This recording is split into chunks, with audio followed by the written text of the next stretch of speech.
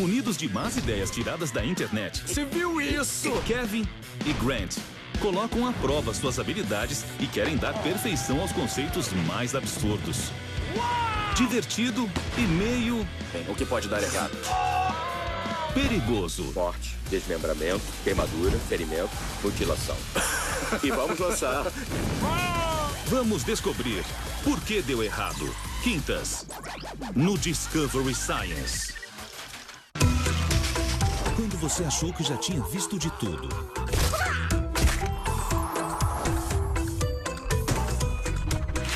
Quando achou que nada mais te surpreenderia.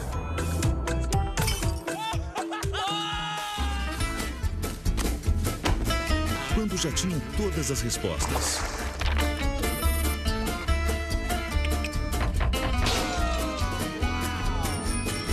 Mudaram as perguntas. Será que dá pra pegar onda com uma prancha movida a foguete? Tchau, tchau! Mythbusters. Quintas, no Discovery Science. A gravidade de Júpiter é tão grande e ele está num lugar tão favorável no Sistema Solar que protege a Terra de cometas que vêm do fundo do Sistema Solar, giram em torno do Sol e poderiam se chocar com a Terra. Em 1994, o cometa Shoemaker-Levy 9 se dirigia ao Sistema Solar interior, mas não conseguiu passar por Júpiter. Os astrônomos viram Júpiter reduzi-lo a pedaços e sugar os fragmentos para a sua superfície. Já vimos cometas se chocando com Júpiter e criando bolas de fogo maiores do que a Terra.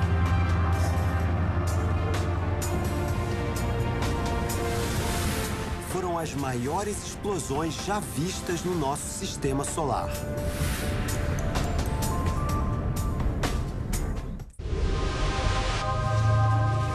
Existem bilhões de estrelas na nossa galáxia, a Via Láctea. Uma delas é o nosso Sol. E ao redor do Sol, orbita um sistema de planetas e luas, um sistema solar. O nosso sistema solar é claramente um sistema planetário precioso. E vem a pergunta: haverá outros sistemas planetários como o nosso, orbitando outras estrelas? Para descobrir, Marcy varre os céus com o Keck, um dos maiores telescópios ópticos do mundo. Instalado a 4.000 metros de altitude em Mauna Kea, no Havaí, ele procura sistemas solares distantes e novos. A realidade impressionante é que a nossa galáxia Via Láctea contém mais ou menos 200 bilhões de estrelas. E muitas dessas estrelas têm seu próprio sistema planetário. O nosso sistema solar, com seus 8 planetas principais, não está sozinho. Há outros sistemas planetários parecidos no universo, bilhões deles. É claro que os astrônomos esperam encontrar outro sistema solar com um planeta como a Terra. E já começaram muito bem. Até agora, Marcy e outros astrônomos já descobriram mais de 360 estrelas com planetas em sua órbita. Prepare-se para uma viagem pelo universo, visitando planetas e constelações.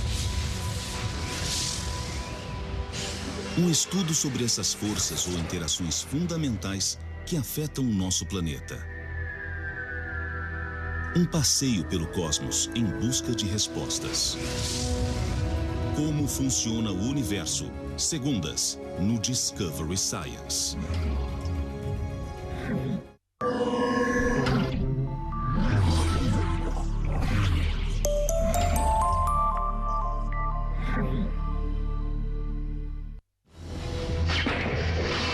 O raio é mais quente que o Sol. Tem 16 quilômetros de comprimento, mas só 2,5 centímetros de espessura. É a mais poderosa força elétrica da Terra. É criado pelo gelo, mas queima. Ele mata. Ele fere. Foi 1 ano e meio de inferno. Fogo! Podemos capturá-lo, imitá-lo, mas nunca controlá-lo. Ah, peguei. Olha, caiu bem ali na frente. Raio, o poder violento do nosso planeta feroz.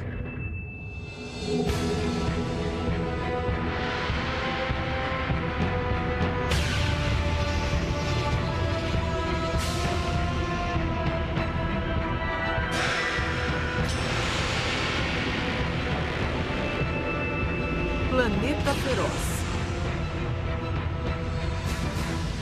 Raio.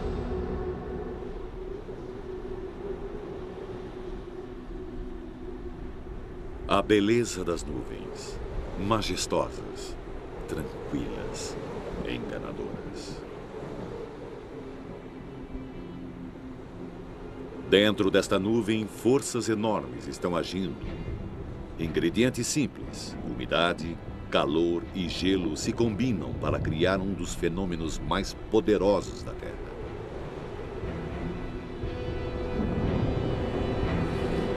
O raio.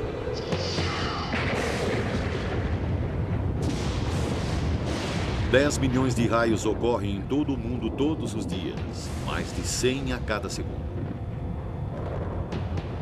Cada raio tem menos de 2,5 centímetros de espessura e estende-se por quilômetros nos céus. Um fluxo de poder em estado natural, mais quente do que a superfície do Sol.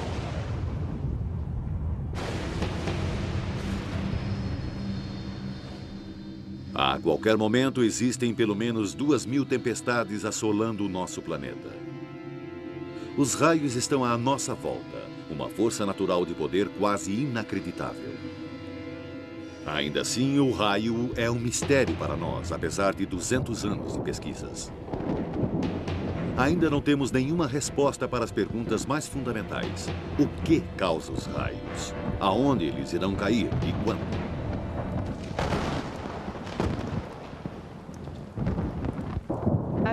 Já me disseram que um único raio tem até 20 milhões de volts e cerca de 27.700 graus centígrados. É um bocado de força. É muita potência. E eu sobrevivi. Os raios matam mais de 100 pessoas na América todos os anos e ferem mais de 500. Em todo o mundo, o número de mortos é de milhares e suas vítimas nem sempre estão sob uma tempestade. Um raio pode cair, literalmente, do nada.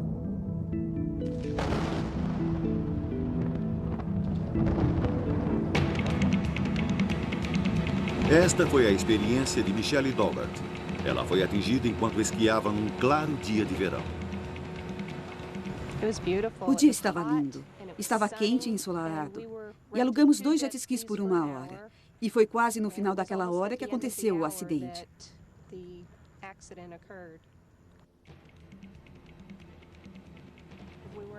Estávamos nos divertindo nos jet skis. E então, alguns momentos depois, eu ouvi um estrondo fraco e distante. E estávamos voltando para as docas. E em algum lugar, bem nesta área, eu fui atingida por um raio.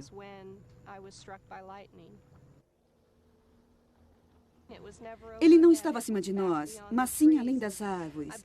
E o que me disseram é que ele era o que eles chamam de arco. Quando o raio viaja à frente da nuvem de tempestade a cerca de 16 quilômetros e viaja horizontalmente e depois faz contato. E eu e o jet ski éramos os seus alvos.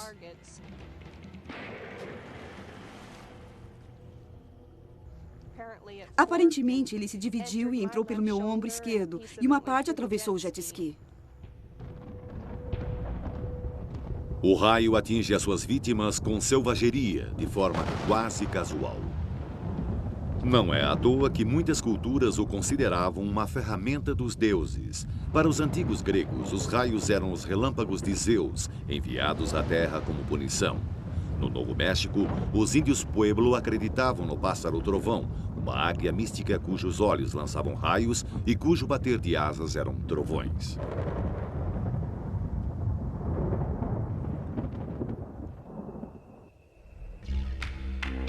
Na Austrália Setentrional, os aborígenes vivem com o raio há milhares de anos. De novembro a janeiro de cada ano, esta terra experimenta as mais poderosas e impressionantes tempestades do mundo.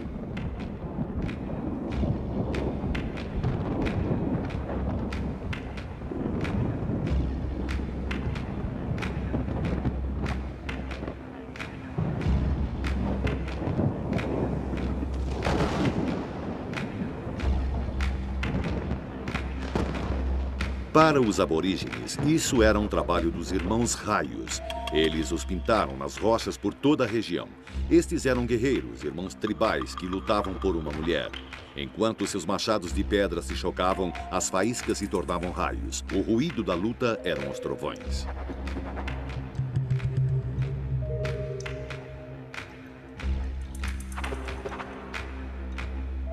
Numa história, o irmão vencedor teve filhos, fileiras de raios bebês esperando para serem lançados.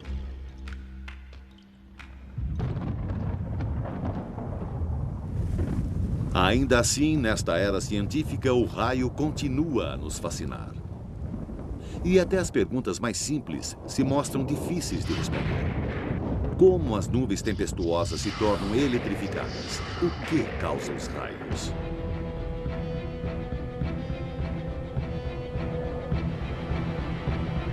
As tempestades são formadas por água e calor.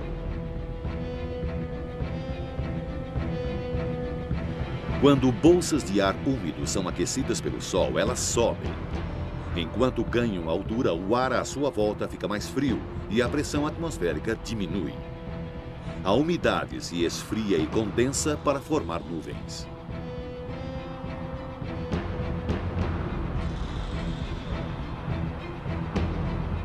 Este processo está no centro da formação de todo tipo de nuvens.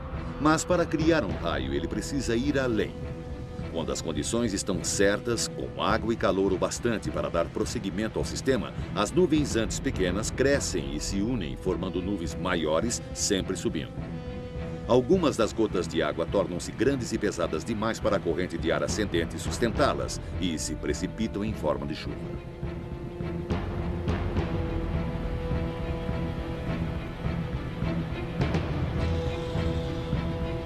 Mas as fortes correntes de convecção elevam as menores gotículas cada vez mais alto.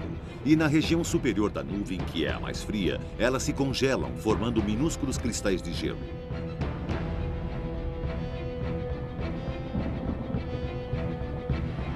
No topo da nuvem, que pode estar a 19 quilômetros de altitude, elas se espalham horizontalmente, tomando a forma achatada de bigorna de uma típica nuvem de tempestade.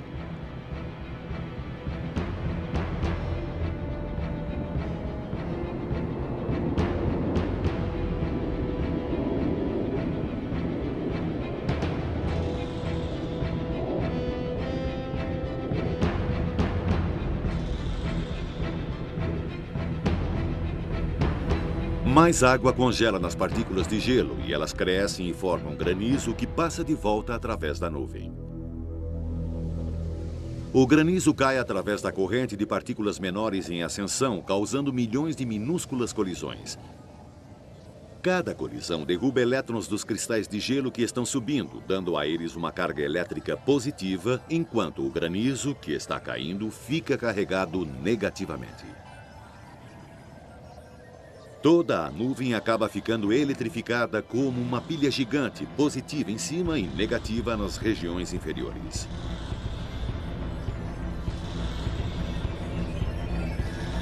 Algo tem de acontecer.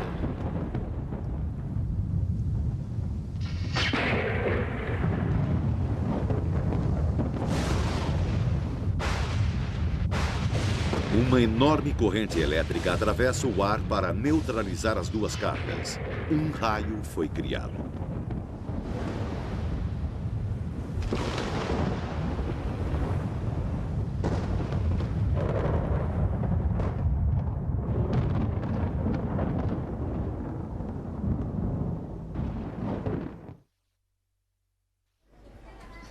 Os raios matam uma em cada 6 pessoas que atingem. Os sobreviventes frequentemente têm ferimentos sérios. A maioria dos médicos raramente encontram vítimas de raios e não reconhecem os sinais. Um dos poucos especialistas em ferimentos provocados por raios é a doutora Marian Cooper. Oi, eu sou a doutora Cooper. O que houve com você? Eu estava em casa ao telefone. Ouvi um grande estalo e quando dei por mim, estava do outro lado da sala. E sentindo dor no ombro.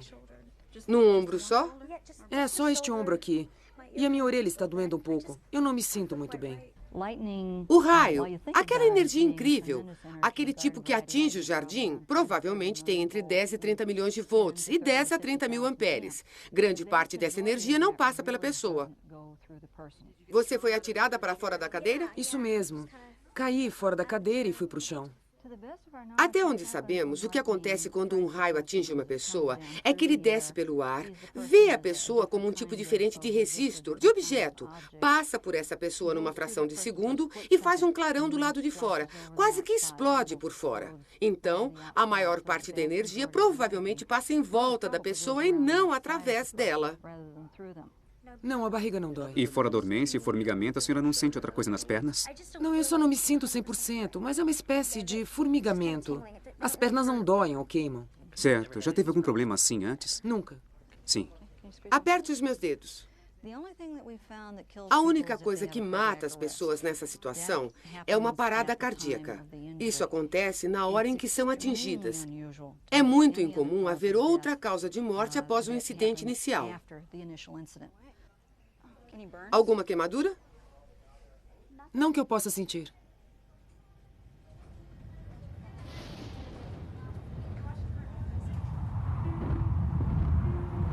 90% de todos os raios nunca tocam o solo. Eles ocorrem dentro da nuvem de tempestade ou saltam de uma nuvem para outra. Um único raio pode iluminar toda uma nuvem por dentro. Ele recebe o nome de descarga com formato de lâmina.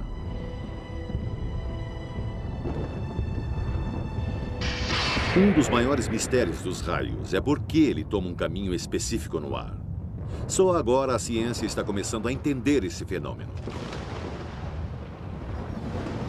Tudo começa na região carregada negativamente na base da nuvem. Aqui, pequenos e pouco sensíveis sensores elétricos chamados líderes zigue-zagueiam através da nuvem em 1/1000º de segundo. Cada sensor salta cerca de 46 metros, faz uma pausa e salta novamente, ramificando-se e espalhando-se pela nuvem.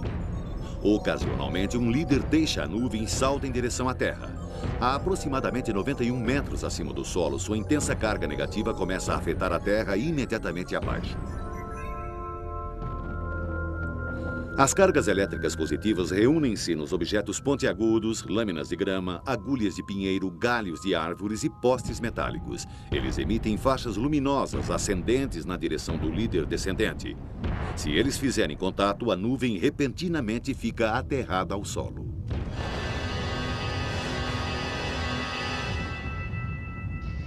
Uma enorme descarga elétrica irrompe através do canal. A parte mais perto do solo descarrega primeiro. Então, enquanto a corrente é despejada canal abaixo de regiões cada vez mais altas, a parte visível do raio dispara para cima, próximo à velocidade da luz. Se a nuvem ainda tiver carga negativa em excesso, um novo líder pode voar para baixo pelo mesmo caminho, criando outro raio. Mais líderes podem se seguir, geralmente 3 ou 4, mas podem haver tantos quanto 30 ou 40. Para o olho humano, um raio parece vibrar.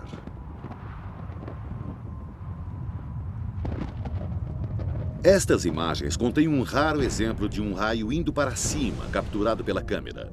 À velocidade normal, ele aparenta ser só mais um raio caindo por perto. Mas vendo o filme quadro a quadro, logo antes do raio principal, outro raio é claramente visível serpenteando de baixo para cima. Na verdade, o raio principal atingiu o solo a alguma distância porque o outro não fez contato. Caso contrário, o cinegrafista correria um grave perigo. Ainda assim, sempre houve pessoas preparadas para tentar o destino colocando-se no caminho de um raio. Em 1752, Benjamin Franklin empinou uma pipa no centro de uma tempestade e observou faíscas saltando do cordão molhado até uma chave que estava amarrada na sua mão. Foi o início da ciência do raio. Muitas das invenções de Franklin ainda são usadas hoje. Certo, vamos falar sobre os sinos de Franklin. Este é um dispositivo eletrostático que utiliza o que chamamos de eletricidade atmosférica. Franklin projetou isto para saber quando as tempestades se aproximariam. Ele aterraria um sino e ligaria um para-raio ou uma grande antena ao outro sino.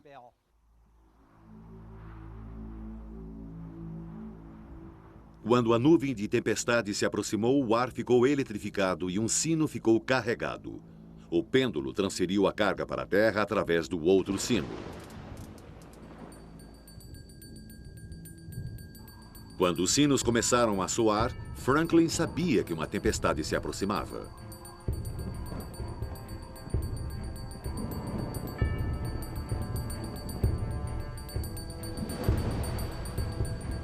Mas, se tivesse entendido completamente o poder dos raios, Franklin talvez nunca tivesse empinado a pipa. Vários pesquisadores que tentaram duplicar o experimento da pipa de Franklin foram mortos. A energia destrutiva de um raio é quase inconcebível. Se atinge uma árvore, o raio procura o caminho mais rápido para o solo. Se houver uma fenda úmida no tronco ou num galho, ele seguirá este caminho partindo a árvore. Ele pode passar pela parte interna da casca, vaporizando a seiva e fazendo a casca explodir como uma granada. Às vezes, ele pode sair lateralmente pela árvore e acertar qualquer coisa que esteja ao lado dela.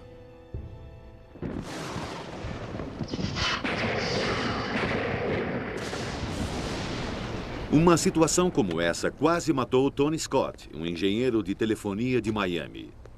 Ele sabia dos riscos de trabalhar durante uma tempestade e achou que tinha tomado as precauções certas. Eu estava aqui para instalar uma segunda linha de telefone na casa do cliente. Eu tinha acabado de descer do poste e liguei a nova linha de serviço à casa. Ela estava pendurada no beiral do telhado. Enquanto estava trocando a caixa, eu lembro que vi um clarão.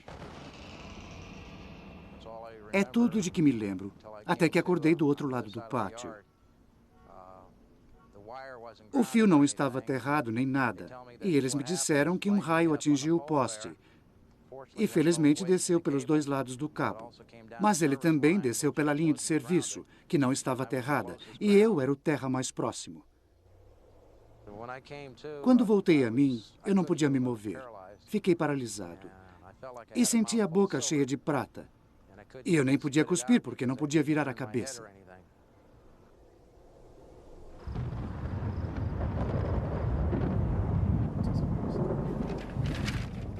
Frequentemente, a vítima acorda depois de ser atingida, ainda na área do acidente, e não pode se mover porque suas extremidades inferiores ficam paralisadas.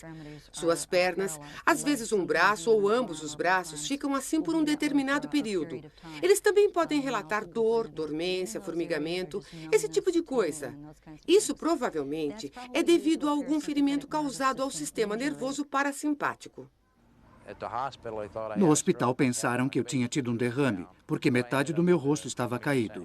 Mas eu acabei com uma perda auditiva de 20% e perdi parte da sobrancelha, onde o raio me atingiu. Ela não cresce mais, então preciso aparar a outra para ficarem iguais. Mas, fora isso, foi 1 ano e meio de inferno.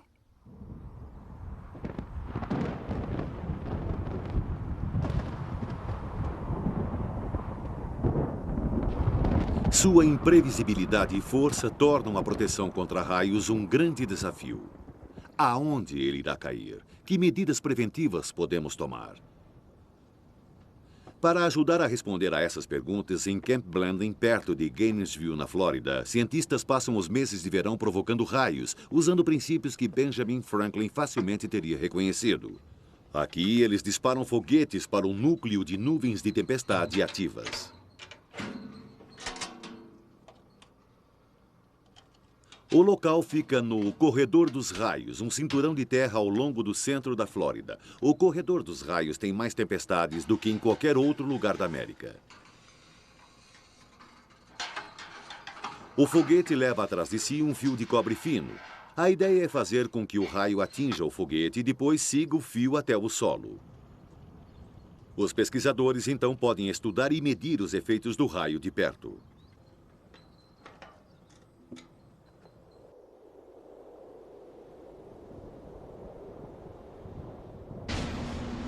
Os campos estão começando a ficar negativos. Assegure-se que tudo esteja bem armado. Controle, aqui é a área do raio, câmbio. Controle de alcance. Confirme em 1509. Vamos disparar. Tudo está armado. Ligando a força, ligando o ar. Armando o foguete número 1. Os campos estão a -5, indo para -7. -7 e armando. E em -8, disparamos. 3, 2, 1, fogo.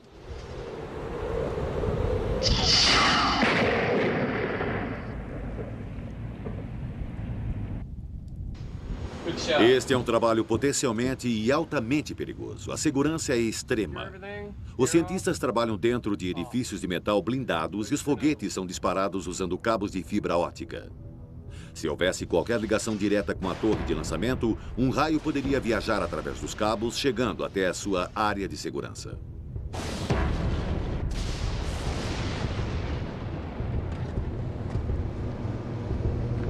Esses são os dois tipos de foguetes que usamos agora. Essa é a bobina que prendemos ao fundo. É muito forte e tem um miolo de cobre para dar condutividade ao raio.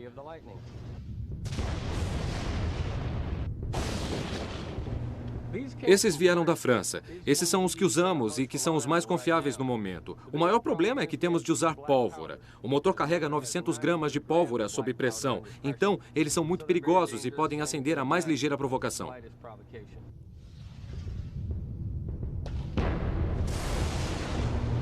Esse é o outro tipo que estamos usando agora, que é muito mais adequado, porque ele tem um paraquedas preso.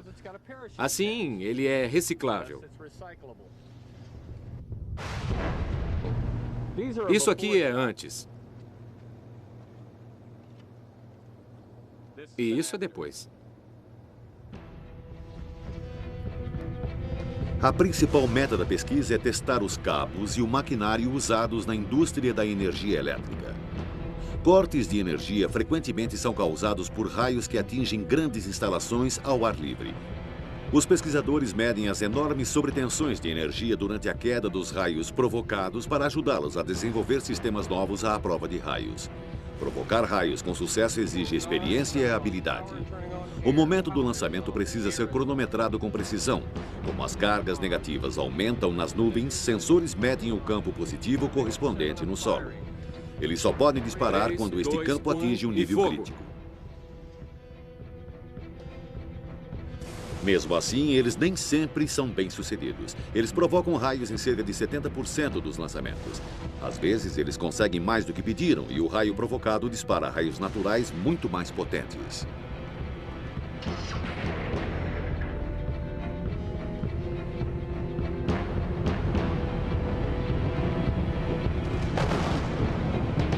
Não podemos prever os raios, mas é possível detectar quando eles atingem o solo a quilômetros de distância. Telas na Rede Nacional de Detecção de Raios em Tucson, Arizona, mostram todos os raios na América momentos antes deles ocorrerem. Todo raio emite um pulso de rádio. Uma rede de antenas capta cada pulso e calcula a posição exata onde o raio irá cair. A cada ano, na América, ocorrem mais de 20 milhões de raios. O sistema detecta todos.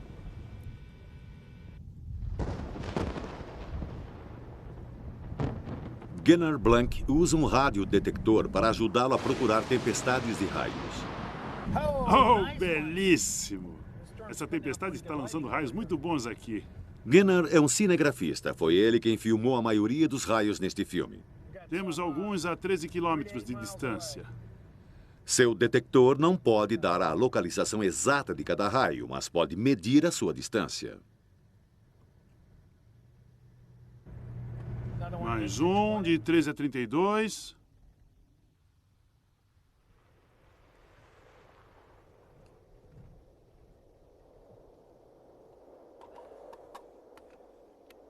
Muito bem. Provavelmente vai ser onde a chuva está se precipitando ou imediatamente fora dela. E estamos aqui no morro. Então, estamos um pouco expostos. O problema de Gunnar é saber precisamente o quanto ele se expõe. Qual o nível de risco que ele está correndo. O detector de raios só nos dá uma ideia da distância dos raios. Você também pode olhar. 0 a 5. Vai ser uma tempestade de ficar dentro do carro. E bem rápida. Mais 1. Enquanto a tempestade se aproxima, os raios caem cada vez mais perto e são cada vez mais frequentes. São condições perfeitas para a filmagem. Oh, que beleza! Que maravilha! Esse foi lindo. Foi perto, muito perto. Eu gostaria que um raio descesse pelo lado e ele desceu. Oh, foi perto. Oh, foi perto. Foi bem aqui, no final da estrada. Essas coisas estão chegando perto demais. Acho melhor entrar. Um carro é o lugar mais seguro para se estar durante uma tempestade. Para Gunnar Blank, que passa tanto tempo perto de raios, é o seu único abrigo.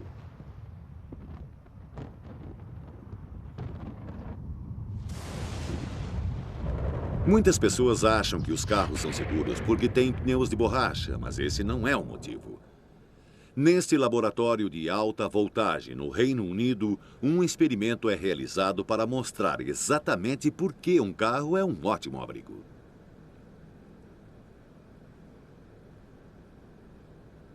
Teoricamente, se o veículo for atingido por uma faísca de alta voltagem, seu chassi metálico irá conduzir a corrente elétrica em volta da pessoa dentro do carro e depois para a terra através dos pneus. Seria perfeitamente seguro sentar dentro de um carro durante este experimento. Entretanto, as normas de segurança exigem que se use um boneco. 7, 6, 5, 4, 3, 2, 1. O boneco recebeu fios para que qualquer corrente que passe através dele possa ser medida. Repetidamente, uma faísca de 2 milhões de volts atinge o carro e nenhuma das vezes o boneco é atingido. Nestas condições de laboratório, pelo menos, a teoria funciona. Você realmente está mais seguro dentro de um veículo durante uma tempestade.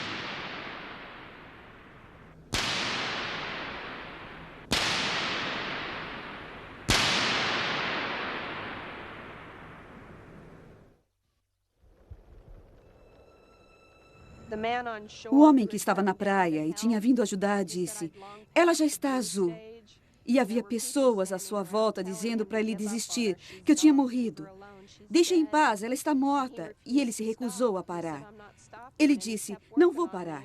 E continuou com a massagem até os paramédicos chegarem e assumirem. E levou 4 minutos para eles conseguirem os sinais vitais.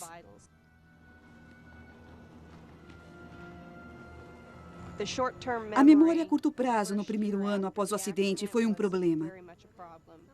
Eu fazia uma pergunta ao meu marido 6 vezes, a mesma pergunta, no intervalo de 10 minutos, e não me lembrava que tinha perguntado. Até fomos para casa no Natal daquele ano em que fui atingida. E eu não me lembro de ter passado o Natal na Califórnia.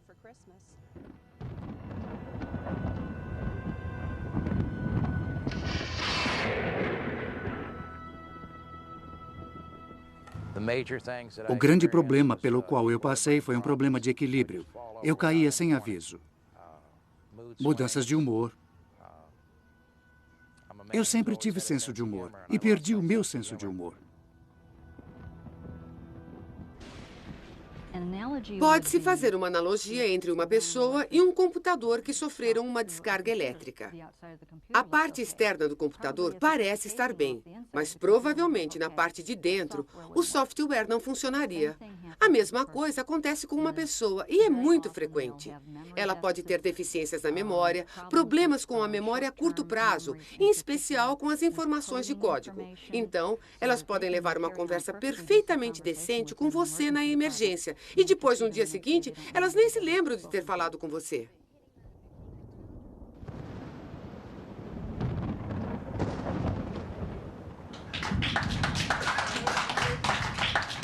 Bem-vindos à 6ª reunião anual da Organização Internacional de Vítimas de Raios e Choques Elétricos em Gettysburg, Pensilvânia.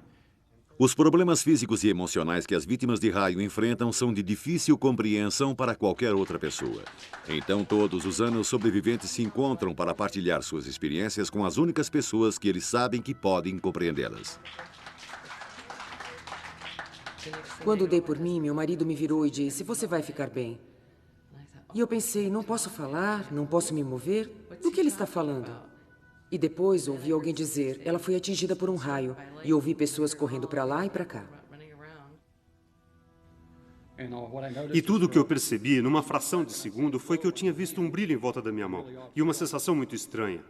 Antes que eu pudesse pensar nisso, ouvi um som. Ela tinha visto um grande raio sobre as copas das árvores. E eu não sei por que ele acertou o carro. O grupo foi criado por Steve Marshburn, ele próprio uma vítima de raio. Desde que fui ferido, eu passei a me corresponder com outras pessoas que tinham sido atingidas por raios. Eu sabia que algo tinha de ser feito, porque eu sabia que outros deviam estar sofrendo tanto quanto eu para obter informações.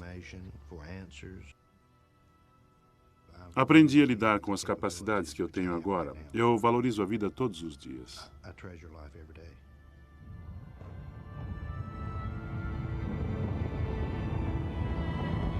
Todos estamos cada vez mais vulneráveis aos raios. Eles podem danificar a tecnologia da qual a nossa sociedade depende tão facilmente quanto podem ferir pessoas. Ainda assim, até mesmo hoje, a melhor maneira de proteger as nossas frágeis comunidades de tecnologia de ponta é um dispositivo de 200 anos de idade, o para-raios. A haste deve ser resistente o bastante para suportar a enorme voltagem e corrente de um raio. E neste experimento ao ar livre no Japão, condutores de raios estão sendo testados com raios simulados, 3 milhões de volts de eletricidade, saltando de pelo menos 6 metros até o solo.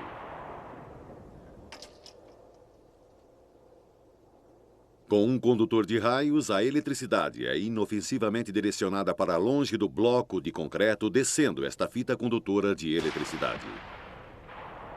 Na parte direita inferior da imagem, pode-se ver onde este raio simulado faz um arco para o solo, com segurança, afastando-se do bloco.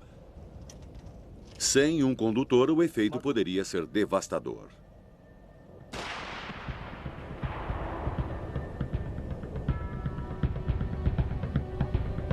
Quanto mais sofisticada a nossa tecnologia, mais vulnerável ela fica aos raios. E uma das tecnologias mais vulneráveis de todas é o avião. No ar, seus sistemas de rádio, o radar e os tanques de combustível correm um risco potencial.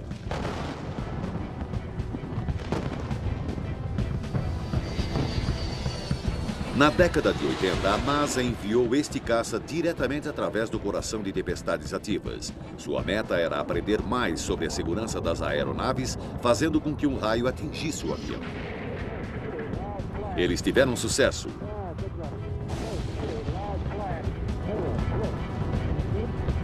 Hoje, toda a capa metálica dos aviões é cuidadosamente projetada para conduzir qualquer raio através da parte de fora da aeronave com total segurança. Mas com uma máquina tão sofisticada como este ônibus espacial, essas medidas simples não bastam. Tudo pronto para o lançamento. 5, 4, 3, 2, 1. Ignição e lançamento do Atlantis, numa missão de estudos do planeta Terra. O ônibus espacial é uma combinação multibilionária de combustível altamente explosivo e circuitos delicados. Um raio que o atingisse diretamente poderia facilmente destruir qualquer um dos milhões de circuitos eletrônicos a bordo da nave. Possivelmente, o sistema de proteção contra raios do ônibus espacial é o mais completo e avançado do mundo, e precisa ser. A área de lançamento na Flórida fica bem no meio do corredor dos raios, e a torre de lançamento é o objeto mais alto por muitos quilômetros. É essencial detectar quaisquer tempestades de raios que possam pôr em risco o ônibus espacial e protegê-lo se for atingido. A primeira linha de defesa da NASA é prever com precisão quando e onde as tempestades irão ocorrer. Na base de Cabo Canaveral, um grupo especial de meteorologistas monitora o acúmulo de sistemas de tempestades 24 horas por dia. Se um raio vier a poucos quilômetros do ônibus espacial, rígidas medidas de segurança são postas em ação imediatamente. Se for durante a contagem regressiva, o lançamento será cancelado se houver o mínimo risco de queda de raios. Espera-se a ocorrência de um raio em 5 milhas náuticas, às 13h45, hora local. Um aviso será dado na iminência do raio ou quando ele ocorrer. Os meteorologistas aqui recebem as suas informações de dados repassados por satélites, radares e outros sofisticados sistemas de monitoração. Uma rede de antenas especiais é espalhada sobre o complexo de lançamento. Elas mostram quando a carga elétrica no solo aumenta, enquanto as nuvens de tempestade passam por ali, alertando sobre a iminência de raios.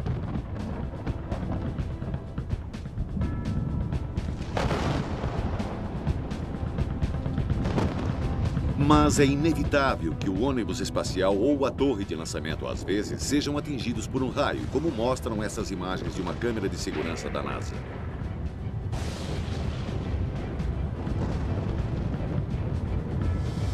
Então, a segunda linha de defesa é a proteção física. Bem no topo da torre de lançamento está um mastro de fibra de vidro de 24 metros que sustenta um para-raios preso a um cabo de aço inoxidável de 2,5 centímetros que passa por cima dela. O cabo se estende por 305 metros em ambas as direções e cada ponta é presa e aterrada. Qualquer queda de raio próxima deve ser atraída pelo para-raios e depois viajar através dos cabos até o solo. Uma lâmpada de flash fotográfico antiga é uma maneira simples, mas eficaz de confirmar a queda de um raio. Se a lâmpada estiver queimada, o cabo foi atingido. O tanque de combustível principal do ônibus espacial contém aproximadamente 1.890 metros cúbicos de hidrogênio e oxigênio líquidos. Ele também é protegido por um condutor de raios resistente. Através de todo o ônibus espacial, os delicados circuitos eletrônicos são blindados contra sobretensões elétricas só no caso de um raio passar pelos sistemas de proteção. Até agora, isso não aconteceu. E com as defesas que a NASA opera, nunca deve acontecer. Uma vez no espaço, a vista do ônibus espacial revela o verdadeiro tamanho e poder do raio. Diariamente, enormes tempestades tropicais rolam por sobre as ilhas da Indonésia. À noite, os céus sobre a América ganham vida com enormes raios.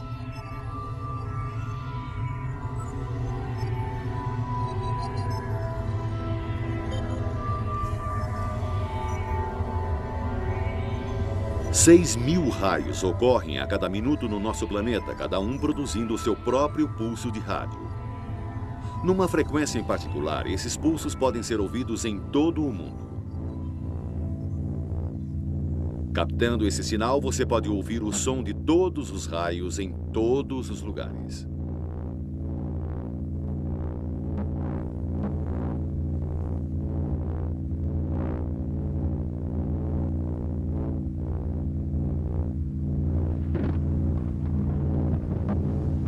E enquanto estas tempestades de raios viajam através da atmosfera do nosso planeta, elas sutilmente o modificam.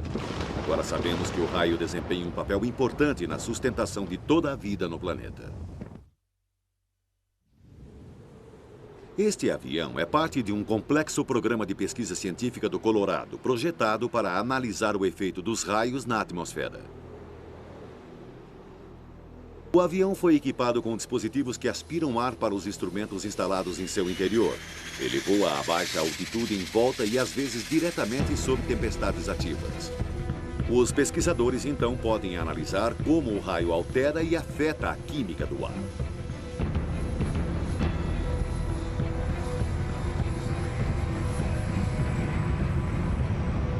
O raio literalmente queima o ar que atravessa, gerando novos produtos químicos a partir dos gases da atmosfera.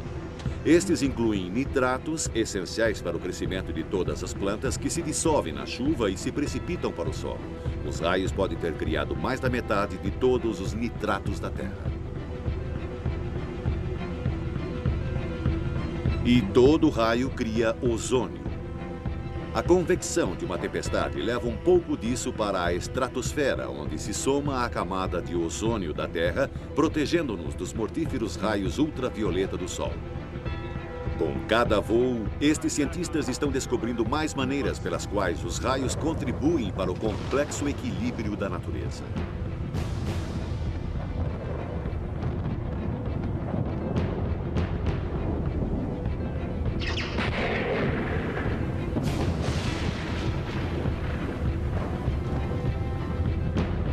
Com cada nova descoberta, os raios nos oferecem novas surpresas e novos mistérios.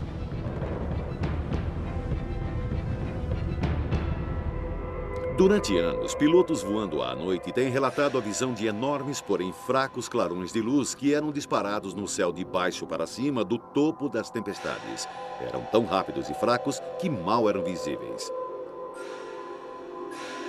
Os cientistas não tinham nenhuma explicação científica para essas luzes e, assim, eles tendiam a rejeitar as histórias. Estas primeiras imagens abalaram a comunidade científica. Eles chamaram esses clarões de sprites, estranhos, furtivos e cientificamente inexplicáveis. Olhe aqueles ali. Viu? Agora existem projetos em todo o mundo tentando estabelecer a natureza exata destas misteriosas descargas elétricas. Bem no meio do corredor dos sprites. Esta estação de pesquisas no topo de uma montanha no Wyoming usa equipamento especial que requer um baixo nível de luminosidade para capturá-los em vídeo. Acho que as nuvens vão se dissipar esta noite. Os sprites são enormes. Eles são disparados do topo de uma nuvem de tempestade de 19 quilômetros a alturas de 97 quilômetros ou mais. Isso significa que os pesquisadores têm de observá-los a uma grande distância. Do cume desta montanha, eles observam tempestades sobre as grandes planícies a até 800 quilômetros de distância. E espere pelo melhor. Sempre podemos mudá-los se... São estes. Eles estão bem na junção do Wyoming com Dakota do Sul e Nebraska. E podemos ver aquele... O segredo do sucesso é escolher antecipadamente quais são as melhores tempestades para se observar e depois apontar as câmeras exatamente na direção certa. Depois, eles precisam esperar pelo anoitecer. Os sprites só podem ser vistos à noite com câmeras ultrassensíveis. O olho humano mal pode vê-los de vez em quando, mas de maneira muito breve e com pouca intensidade para que a sua observação seja útil. Estas raras imagens em cores tiradas de um avião voando em grande altitude mostram que os sprites são vermelhos e que estas grandes formas podem ocupar até 10.500 quilômetros cúbicos em volume. A causa dos sprites é um mistério. Eles sempre ocorrem imediatamente depois e diretamente sobre um clarão de raio convencional. Mas nem todo clarão de raio cria um sprite. Certo, estamos prontos para os sprites. Bom, que comece o show. A teoria mais recente é que eles são produzidos pelos raros raios positivos, raios que atingem o solo vindos diretamente do topo da nuvem.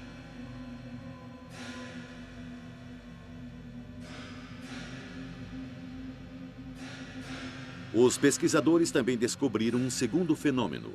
Esses jatos ascendentes são chamados correntes de jato. São mais fracos e mais rápidos do que os seus primos, os sprites. A causa precisa dos sprites e das correntes de jatos, qual sua constituição e, acima de tudo, que efeito eles podem ter sobre a atmosfera superior, ainda são desconhecidos. Por maior que seja a nossa compreensão, o raio ainda tem os seus mistérios.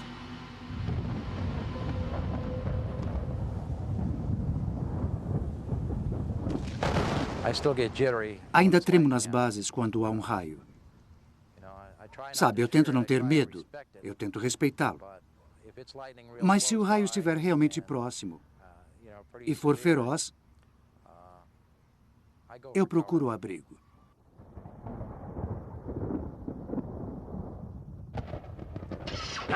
Eu sobrevivi. As pessoas sobrevivem a eles. Você passa por isso e vai em frente. As tempestades de raios têm iluminado os nossos céus desde o início do mundo, deixando-nos com medo, mas também com uma irresistível fascinação. Eu provavelmente não devia dizer isso na TV. Eu adoro raios. Acho que é uma das coisas mais fantásticas, o maior fenômeno natural que existe. É uma das maiores dádivas que já recebemos. É lindo. Apesar de eu entender que para as vítimas, ele pode ser muito assustador. Se eu tomo os cuidados que mando os outros tomarem? Não.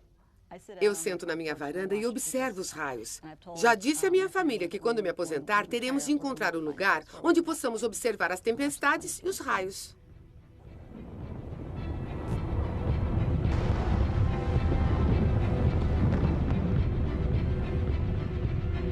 De 5 a 13.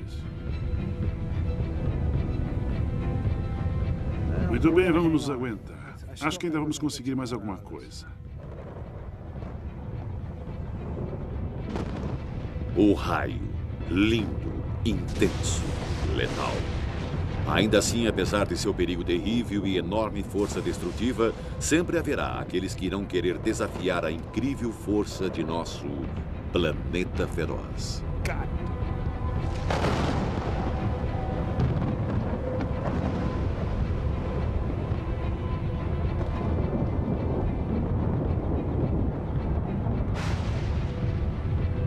Versão brasileira, Tempo Filmes, São Paulo.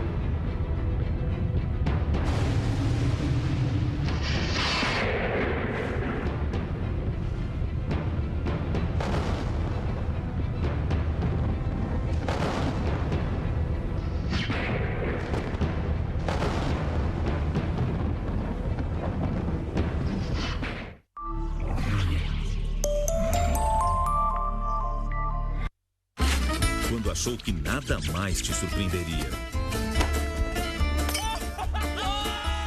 Quando já tinha todas as respostas.